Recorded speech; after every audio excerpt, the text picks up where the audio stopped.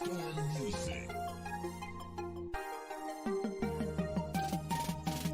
gave his life for me so that I can live, and I'm out creating crime. To me, that's all I can give. My whole life since I was young, this how I... Hi, thank you all for joining me. This is Love, Strength, Strength, and Love. Today we have a special guest, and I am going to go ahead and let him introduce his own self. Okay. How y'all doing? My name's my government name is Monte Burks. But some people know me as Apollo 517. That's my stage name. I'm a spoken word artist. Also host a podcast and an open mic. It's an open mic / podcast. We broadcast our open mic to a podcast down in Racine on the first and third Wednesdays of every month. It's called Wordsmith Wednesdays. And I'm also the vice president of the Wisconsin chapter of Poet Organization. Okay, nice. Lovely. I'm going to have to come on, get down there. Oh, yeah, check it out. It's definitely a vibe. It's definitely a vibe. Oh, okay. Oh, yeah, Tone. I see you. You're up on the stage. You're part of the community now. That's what I'm saying. Get together, baby. Well, I really appreciate you coming on my show. Today, we are going to speak about just men, right? I asked a lot of my brothers about it and some of their friends, but now I want to go outside and just ask other people that I don't really know. Mm-hmm. You know, what is it really like just being a man? So it's just kind of basic questions, not too personal or nothing like that. Okay. Yeah, definitely. So the first question that I have for you is what has been one of the most exciting experiences that you have had just throughout life, period? So I would have to say witnessing my daughter being born. So that was my hands down my best experience thus far. It was just something about witnessing the miracle of life, you know. I cried like a baby. Aww. And I'm a type of man. I don't like to cry. Like so yeah, like I was overcome with emotion. It was joy. It was a little bit of fear, you know, a little bit of angst. Right. But it was mostly just shock and amazement. Like, you know what I'm saying, witnessing her small little body come out that cavity. Aww. And then she started crying. And she was all covered in, you know what I'm saying, the blood and the ick and everything. And I was like, oh, she's so beautiful. I called my mom. My mom told me to let her know when she was here, and I called her and I was crying. My mom thought something was wrong. Aww. So she was like, oh my God, what's wrong? I was like, she's so beautiful. Nothing's wrong, Papa. She's perfect. And so yeah, I have to say that was my best experience thus far. Oh, hands down. I gotta clap for that one because... For sure. Shout out to my baby girl, Nevaeh. Daddy loves you. I know. Hey. What are in today's world, what are some of the common challenges that you have as just being a man, and then, you know, maybe one that you have had and then have overcome? Mm-hmm. If you would mind. I would say, I guess, so not only from my personal experience, but also like witnessing my friends and some of my peers go through this would be child support, right? And trying to be involved in your child's life when you're not with the mother, because there are some bitter women out there who use women or use the children as weapons. Yes. My daughter's mother had did that, and there's a lot of dudes that just be like, well, I'm just cool paying this little monthly obligation and then not really being involved. And I think the biggest challenge is being involved, right? Because you really got to sacrifice some of your own mental peace. Yes. You know what I'm saying? Subjecting yourself to some of the verbal abuse that you get from the mothers, some of the financial abuse that you get from the system, because being on child support is it's hard, right? I remember working 2 jobs just to cover the bills, just, you know what I'm saying, to buy noodles and hot dogs because it wasn't enough. Like child support was eating my check, and cost of living was too much. And because I was a single man, I wasn't eligible for any type of benefits programs, you know, no food stamps, no energy assistance, no rent assistance, nothing like that. And it was hard trying to come out of pocket, taking care of everything. I guess, like, yeah, I think that was the biggest challenge, is a financial burden, trying to be involved in my daughter's life, and also a mental burden. You know, the best way I overcame it, I just persevered, you know what I mean? Like, I stuck through and just put up with the bullshit that I need to put up with just so I could be there, you know what I'm saying? And eventually I ended up getting custody of my baby girl. So now I don't have to worry about being subjected to like whatever the mother wants. Because like when she would definitely use my daughter as a weapon against me if I didn't do what she wanted me to do. Right. You know what I mean? But now I don't have to worry about being under her thumb, you know, per se. Yeah. And so yeah, getting custody of my baby girl, I think that was my biggest accomplishment in life. Yes. You know what I'm saying? For sure.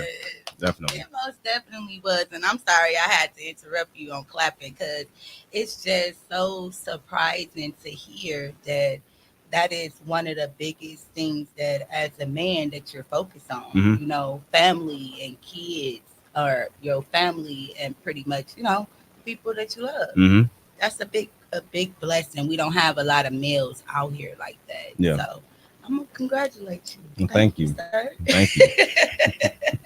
And then I'm also gonna say I'm sorry to all the women who just are so emotionally creatures that they just have to put all their emotions off of other people. Because a lot of men, a lot of y'all don't deserve it. Yeah.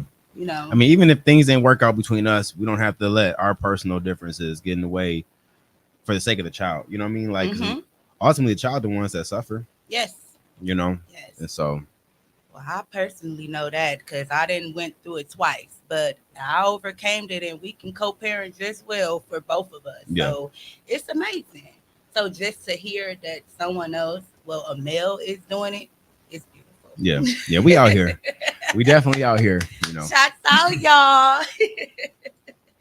Okay, what values do you prioritize most in your life as of now? Right now, I would say financial stability, discipline.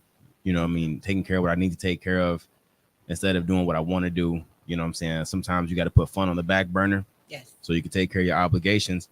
And like something that my stepdad taught me when I was a child that really stuck with me is do what you have to do so you could do what you want to do. Yes. You know, take care of your responsibilities and your obligations now, and then later on in life you can go ahead and have your fun, and you don't have to worry about, damn, I got to pay my light bill. Yes. How am I gonna cover this? Yes. You know, you ain't getting no disconnection notice, because ain't nothing ain't nothing more embarrassing. And when you're watching your show, your TV turn off, your lights get turned off, and you're like, damn, I got to pay a reconnection fee now, all because you wanted to go to the club, you know what I'm saying, and drink up. And so, like, but yeah, I think definitely that's my greatest value right now, because I want to leave a legacy for my children. Yes, let's go. You know what I'm saying? And I can't do that if I'm out here, for lack of better words, fucking off. You know what I'm saying? I got to be disciplined. I got to set a structure and a good foundation for them so they can build on that. Yes. And that's ultimately what I'm trying to do. Yes, because like you said, your stepfather at a younger age, he taught you that. So shouts out to everybody who tell their kids that. Sure. You do what you have to so you can play later, baby. Okay, as a man, what is a healthy way that you express? Poetry for me. So I started sharing poetry about almost 2 years now. So my therapist suggested that I go ahead and use that as a way of me building up my social circle, because I'm definitely an introvert by nature, right? Okay. And when I moved here right before COVID became a pandemic, right before the stay-at-home orders got put into effect. Okay. And I didn't have many friends, many acquaintances. It was just family members that I knew. Right. But I lived like 30, 40 miles away from them. So I really didn't get out, you know. And I was talking to my therapist, and I wanted people to hang out with, you know, people that I could gel and vibe with. Right. You know what I mean? And he suggested that I go, you know, try to seek out some activities that interest me. I went to this poetry slam down in Racine. Yes. Loved it. And I like, man, this seems like my type of circle. So then I found the Food for Thought Society at the Q. Okay. And I went there, and I shared some poetry, and the love that I received was just amazing. You know, like they welcomed me. They made me feel like I belonged there. Right. You know, I didn't feel like an outsider. And I just kept going back. And it was a form of therapy for me. And then that therapy turned into, you know, me building up my network. So now, like, I feel like I found my tribe. And from then, like, I network with other people. Now I'm the vice president of the Poet Organization. Ooh, you know, I host an open mic down in Racine. I've competed in a couple of slams. I performed at a couple of different venues. I've been in Chicago. I've been in Green Bay. And it's just nice for me to expand and use that as a positive outlet. You know, a lot of my poetry is me getting out some of those insecurities, those emotions that bottled up inside, heartbreak and disappointment. You know what I'm saying? And yeah, that's my most constructive way that I use to express myself. I love it. Yeah. It's so amazing. And I'm going to give us the shots out, claps as well. Again, it's just amazing. Like literally, me and my brothers don't have this type of conversation. I guess that's because my family, that's the family. But it's actually nice to have a different conversation. So I'm loving it. What is an unhealthy way that you express? Ooh, anger. Like I used to express that through violence, right? When I was younger in my 20s, Okay. punching walls and punching windows and even getting in fights with people. Right. You know what I'm saying? Physically putting my hands on people. Nothing that I'm not proud of that, you know, but I'm just recognizing like some of the actions that I used to take when I was younger.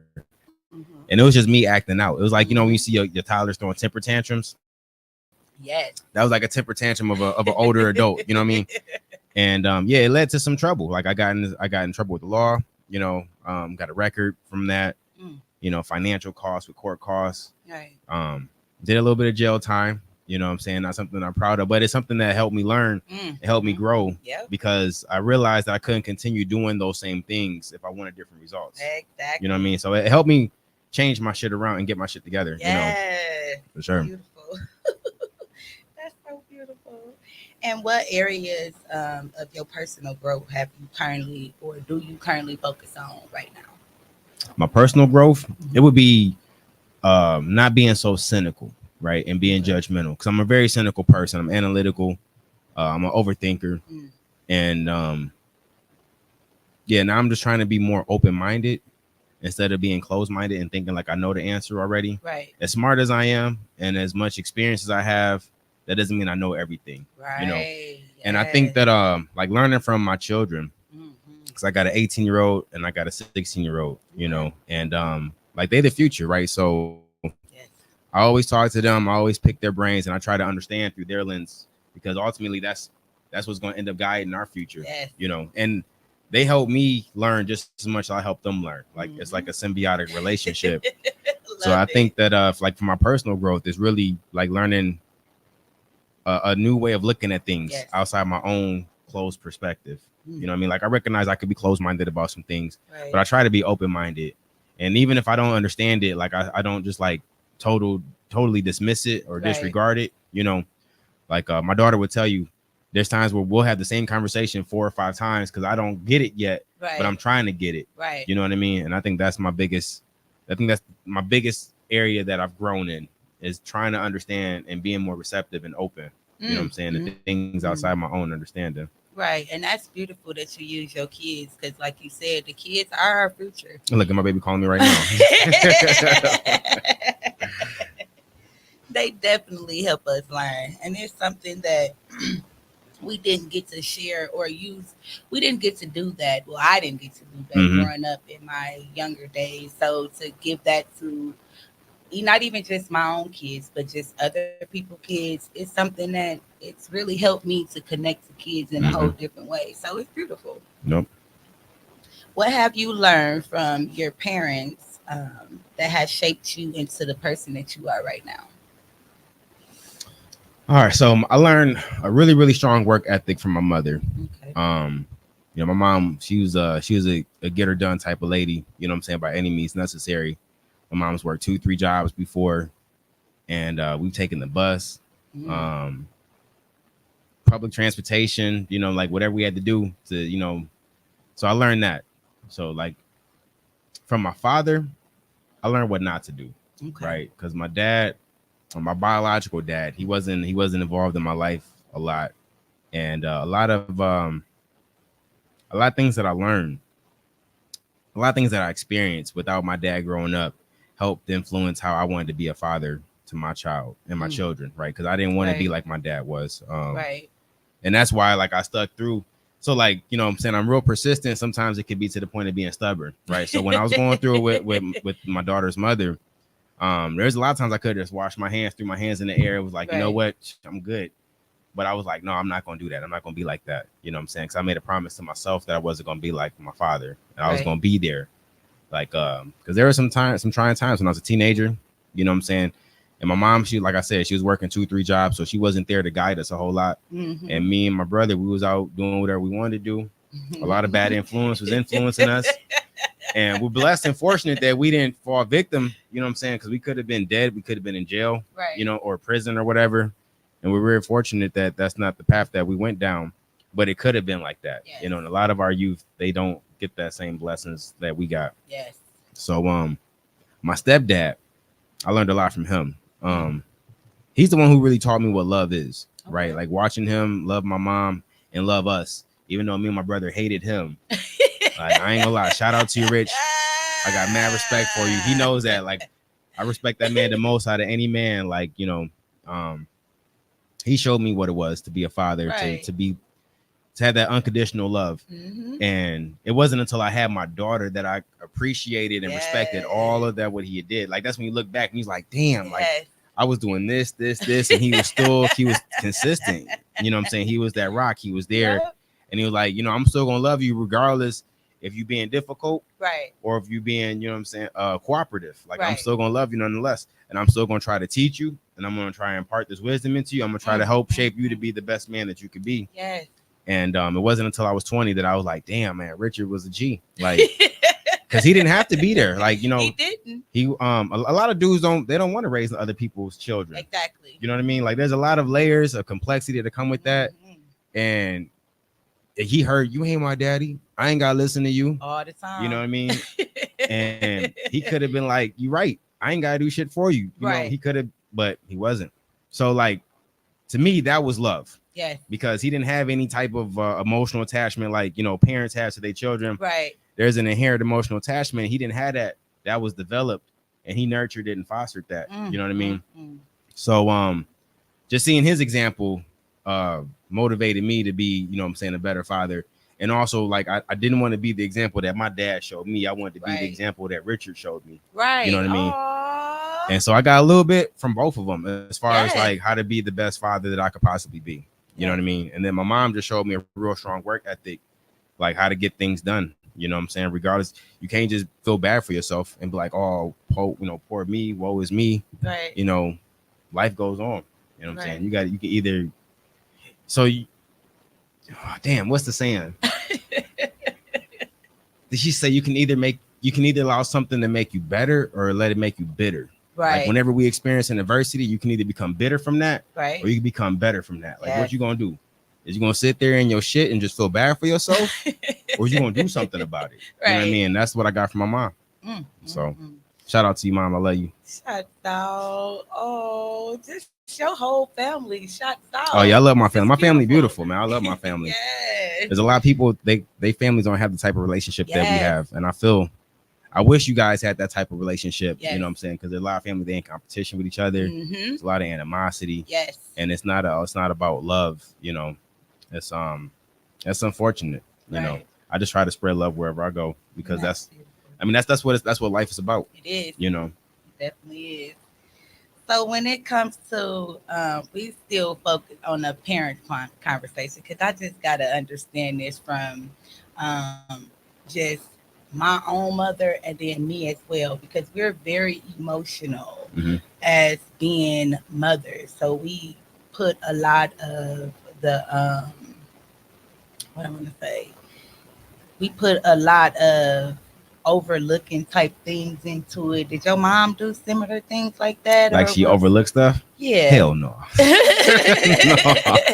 My mama didn't overlook nothing. I mean, she wasn't like, my mom was at work a lot, right? So my mom really wasn't there a lot. But if she caught us doing something, we definitely got our asses whooped. Or she would take stuff from us. Like, she was huge on grounding, you know what I'm saying? And taking things that we couldn't go outside. One of her favorite punishments was we couldn't go outside and we had to wash dishes. We had to clean the kitchen. And where our kitchen was positioned, we could see all of our friends running around playing outside, like the area that we would play. And we'd be sitting there at the kitchen sink, washing the same 3 dishes for like an hour, just wishing we could go outside and play. You know. Did y'all learn from that? Nah, I ain't gonna lie. We didn't. But no, as we got older, she did start giving us some more grace, you know, and allowing us to like bump our heads ourselves. You know what I mean? She would let us know, like, all right, you gonna fuck up and this is what's gonna happen. And then we would do it, and then she's like, I told you, but you know, it's okay, you know. Right. And then she'll allow us to learn our lessons ourselves, and she would be there to, you know what I'm saying, to rub our backs. Right. And you know what I'm saying, kiss our boo-boos and like, it's okay, baby. Right. We're gonna get through this. You But know. she did get her emotion. Oh, yeah. It just wasn't too emotional. Yeah. Yeah. And she let the grandbabies get away with murder now. Man, I'm telling you, she is not the same lady. She is not the same lady. And I'm like, Ma, where was this when yeah. Yeah. Oh my God. That's yes. crazy. Yeah. I remember, man, I'm telling you, Mama didn't play. But see, I get it now because she would be working 2 jobs. She come home tired, she cranky. Yes. She probably pissed off at her manager who said some slick shit to her. You know what I'm saying? Yep. She taking the bus home. It's hot as hell on that bus. Yes. And then me and my brother, not that we was bad kids, we was rambunctious. We was definitely, we was getting in trouble. We was getting in trouble.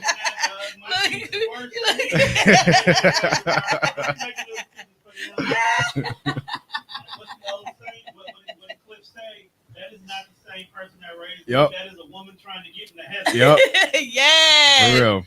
Woo-wee. My mom But is definitely it's an good, angel, though. She definitely an angel, you know. Hey, it's good though. They didn't got to experience both. Oh yeah.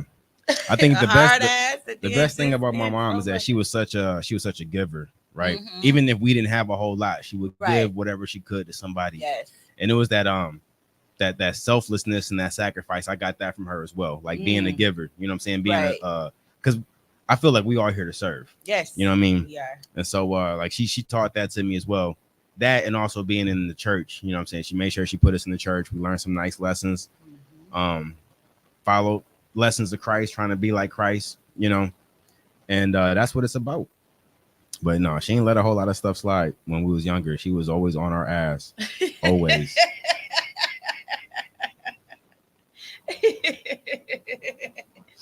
Oh wow. So what values are most important to in you maintaining family structure and harmony right now? I would say the things I'm really trying to teach my children right now is like financial literacy and discipline, credit, investments, things like that.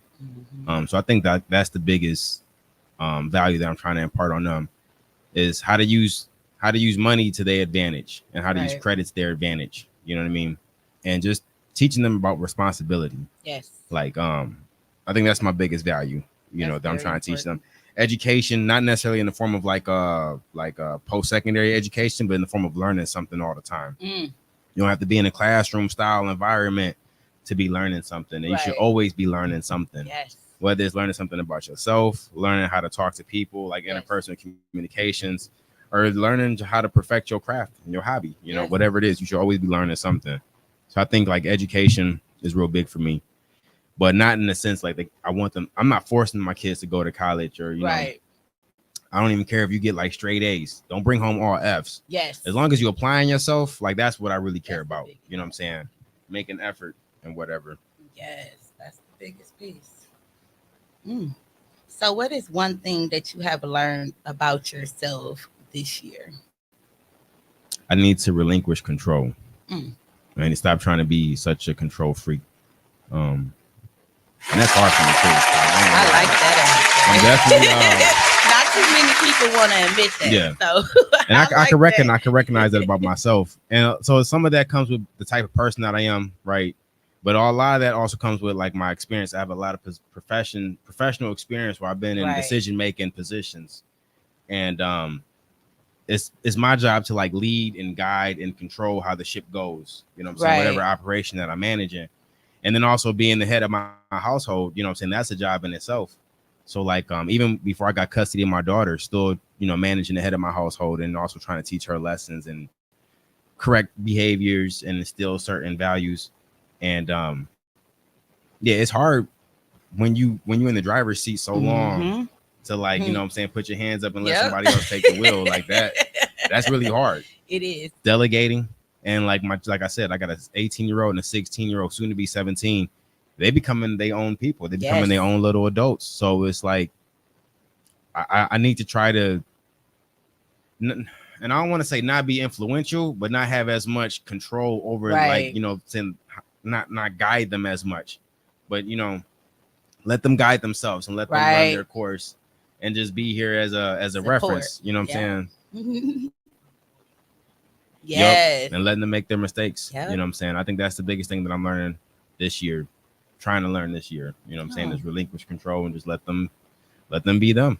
Right. That's beautiful because nowadays kids, they don't get to experience bumping their heads on their own Yeah. and then having that support, because then it's always the backlash of everything that they done did. So it's like that's something that I really feel that the kids really need. Mm-hmm.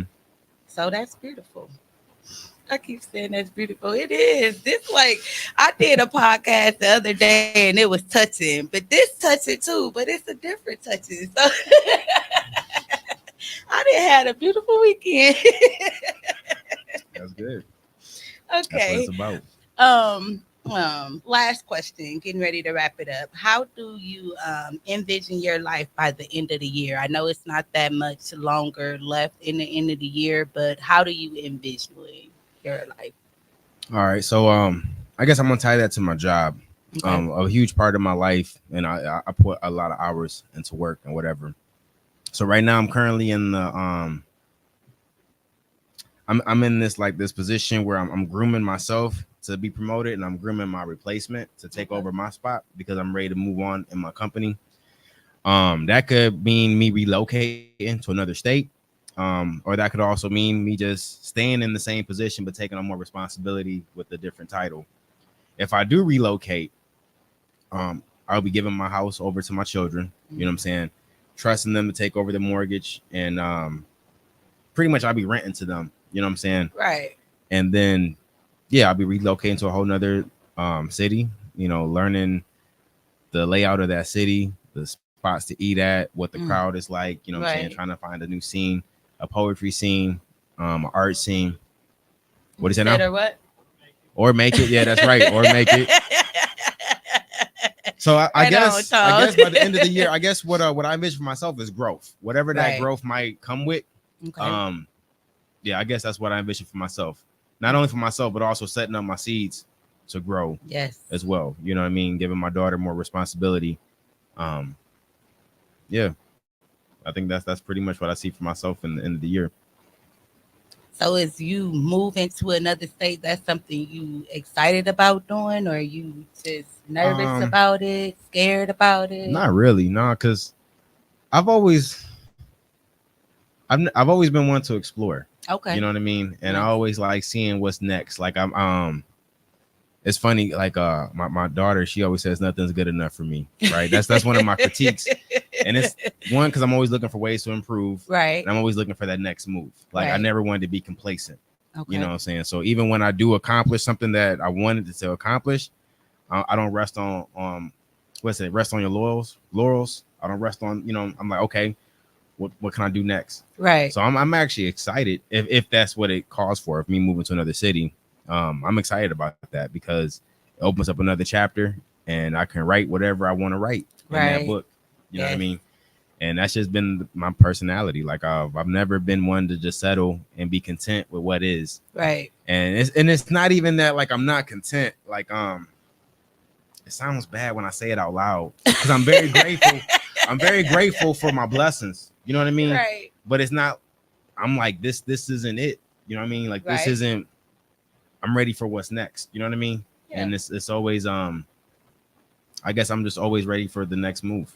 But we're here for that fulfillment. So if it's not fulfilling you, then why not move on? Yeah.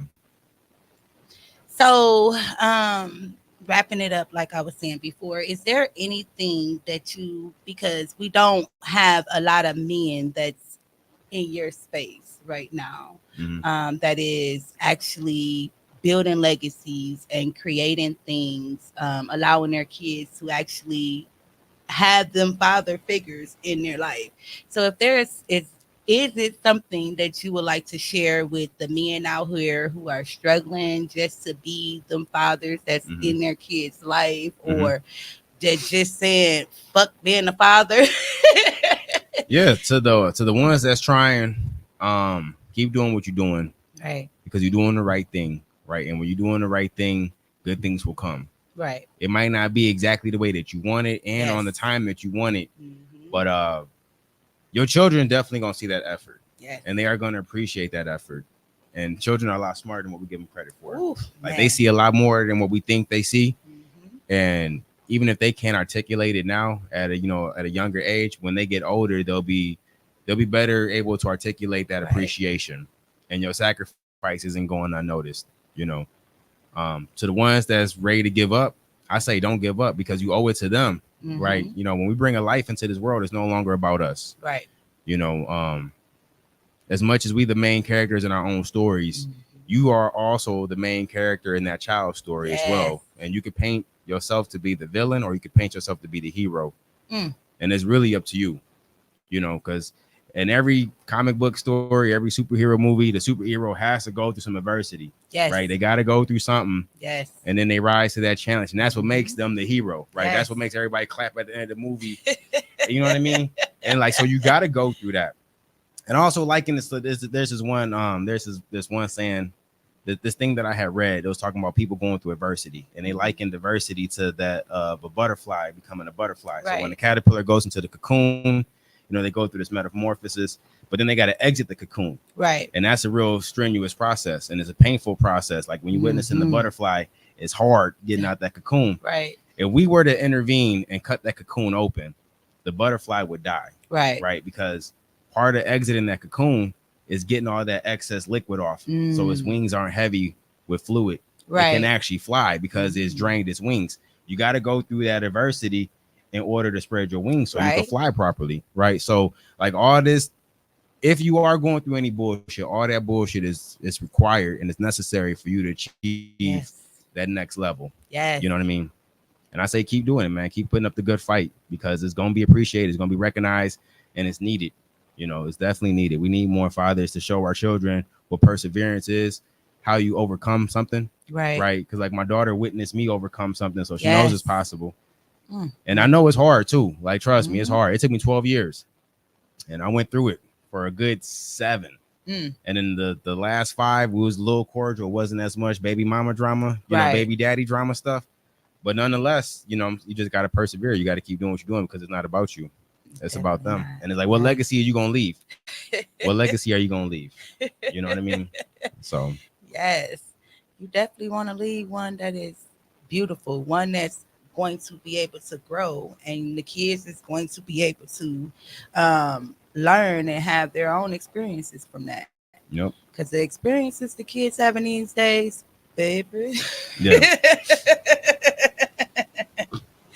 Okay, I just want to say once again, thank you so much for coming on. And it is lovely to hear just a different point of view, because I always hear the point of view that being a man is hard or it's unfair. So I just wanted to get my own little people around and then get a view from it for my own self, just to see, because I have seen multiple views of fathers. So thank you once again for coming. Thank you for having me. I appreciate it. I had fun. I had a lot of fun doing this. No problem. I ain't gonna lie, I was nervous. I was nervous. Look, it's the end. I'm still nervous. My hands are. Okay, is there anything that you want to say? Like, you got events coming up. I know you said every Wednesday. So is it next Wednesday you gonna be in Racing? Yep. So this next upcoming Wednesday on the 18th, if I'm not mistaken, or check my calendar. It might be the 17th. No, because today's the 15th. So yeah, it's the 18th. Okay. That's gonna be our next show. It's the first and third Wednesday every month. We broadcast. So we host an open mic live in Racine, but we also broadcast that open mic to Poet Radio. So even if you can't even make it down there in Racine, you can always call into the show. You can enjoy poetry from the comfort of your living room. Aww. You can be in your pajamas. You can be in your slippers. Nice. You can still enjoy some poetry. You don't have to necessarily go out. Now, when you call in, there is a small fee that you got to pay. It's 1 cent per minute. Okay. Right. So if you stayed on for the entirety of the show, we're talking about $1.20. That's less than what you buy a drink at the bar. You know what I mean? So a lot of the open mics that we go to, if you buy one drink or you buy an appetizer or whatever, you're already paying more than what you would pay to make that phone call. So why not save you a couple of dollars? You know what I'm saying? Make that phone call, enjoy some poetry. We get poets that call in from Seattle, from DC, from Chicago, from North Carolina, from Cleveland. Okay. And then they can also hear what's going on in Racine. So that's what makes our open mic a little bit different from the other ones. So it's not just who's in that room. Right. You know what I mean? We're trying to spread our reach a little bit more globally. And right now, you know, we got a couple states and whatnot. So yeah. On my Facebook page, you can find me Apollo 517. I always post details and I share the flyer with the number to call in and whatever. Okay. We also got a Facebook page that says Wordsmith Wednesdays live in Racine. So you could join that, and we always post, you know, how to call in. We count down to the show. We also post recordings of our show. So if you happen to miss it, you can always listen to the live show or listen to a recording of the live show. Right. You know. Nice. Yep. So do y'all have anything that's coming up in Milwaukee, or do y'all do things here in Milwaukee? We do. I don't have anything coming up in Milwaukee right now. Okay. I had a couple shows earlier this month, and last month as well. But the Wisconsin chapter, we have members that are in Milwaukee as well. Okay. We usually go, you'll see us, some poet members at Mikasa Sioux Cafe at Food for Thought Society on Tuesdays. Sometimes you'll catch us at Lindeman's on Mondays. Sometimes it's at Taking Up Space at Rise and Grind Cafe. What do you say now, Tone? Yep, at TDR event. Yep, was at Wildflower last month. Yeah. So yeah, like we're in Milwaukee as well. We don't have any like upcoming scheduled shows where we're like featured performers or anything like that. But yeah, you'll see us around. Definitely see us around, you know. And if you follow me on Facebook, we always posting something. I'm always, not even just like shows that I'm involved in, but shows that my other fellow members are involved in. We always sharing those performances and how you can support. Okay. And all that good stuff. So y'all go ahead and check them out. Tune in to some poetry. It's beautiful, y'all. I didn't experience it, not live yet, but I have experienced it. You got to come down there and check us out. Yeah, I'm gonna come. I'm gonna go make me some poems on my own and come explore. That's what's up. I'm excited to hear you. Explore myself in doing some poetry. I'm scared, y'all, but I'm gonna get out there. Don't be scared. Hey, Tone got up on the mic. He shared his first piece, you know, and he rocked it. He killed that shit. You know what I'm saying? Actually, Look. this man is the reason why I'm not nervous. Okay. No, for real. We had a whole interview that I obviously was not using because one person ended up not making it. And in our conversation, he was like, bro, Just do it. Right. Get like Nike.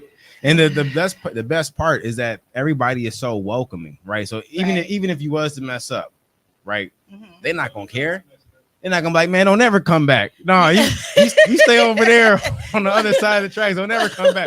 You're not gonna hear that at all, right? Well, I experienced that from y'all when my little sister came. Tear it up, Tara. We was getting it. I tricked her to come up there. I said, "You go, I'll go next."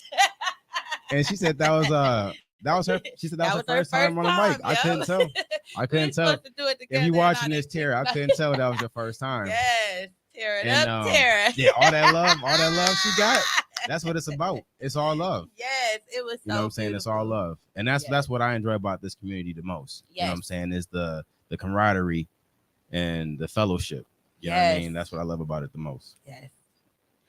It's beautiful. All right, y'all. We wrapping it up. Again, I thank y'all for tapping in with us. Join the amazing vibes as me, as I'm always giggling. It's contagious. But when the vibes is just lovely, it's just, you can't help them. Oh, I'm sorry, y'all. I didn't miss out on my people here. I'm sorry, y'all. Thank y'all for watching Apollo come on and share how it is to be a man, y'all. It's not that difficult, men. It is, but it can be overcome. You know, any challenge can be overcome. You know? Exactly. We got Kenda, Quentin, Dank. Thank y'all. And I appreciate all y'all for the likes, shares, and subscribes. Please tap into the next episode for me. I believe it's Wednesday, you all. Until next time, I thank you. Peace.